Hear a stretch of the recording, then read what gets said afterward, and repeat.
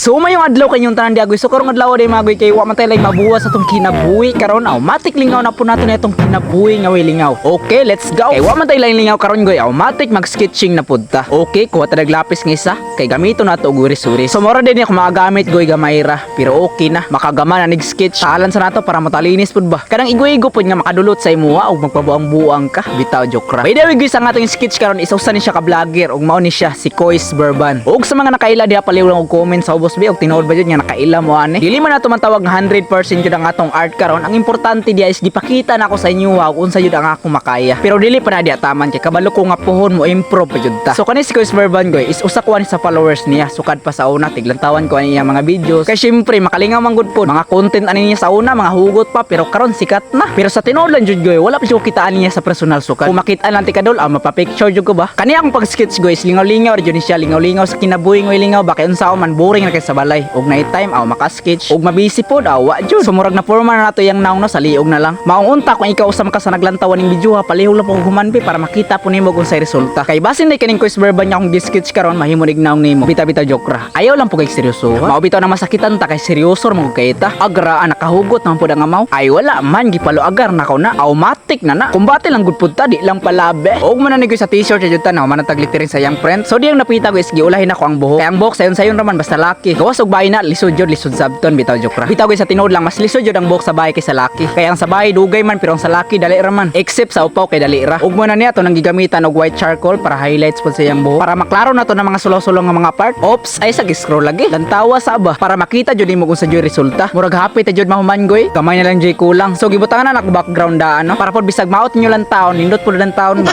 Unsa daw, balik ka. Para nindot pud lang taon ba. Klaro ha. Ug yang napita guys ako nang gigamitan og pencil eraser para mawala-wala po to mga kampat niya. Para limpyo ra pud lang taon. Dili pares nagdrawing ba way ligo. Ug napansin ako dring napita guys murag dugay-dugay man jud mahuman. Bita-bita basta gani mga ingani guys di jud na malikay nya dugay jud mahuman. Kay syempre naman jud mga part nga dugay jud mahuman. Mao mag-set lang jud tag saktong time. Kay kani atong pag-sketch karon is dili man po ni siya dinalian. Okay, pirma na lang jud kulang. Pirmahin na dugaya. Kay naghulatan na sila nimo nga mahuman na diretso. Bitaw guys chill lang mo diyang napita guys. Ayaw mo kabalaka kay mahuman ra lagi ta. Adi ara. Okay ra. Pag sure ba? Kay basta niya makita ni Kois maulawan ta ba. Bitaw goy para sa kuha dili jud ni siya 100%. Kay syempre dili pa man ta professional nga artist. Pero try lang ni ako o gusto lang na akong i-share sa inyo. Maong try lang gud nang try. Kay wala man puy mawala sa tuwa og mo try ta. Kay matud pa nila paano mo malalaman kung hindi mo susubukan, di ba? Automatic. Maong unsa pa man inyong gihulat diha i-review sa nato be.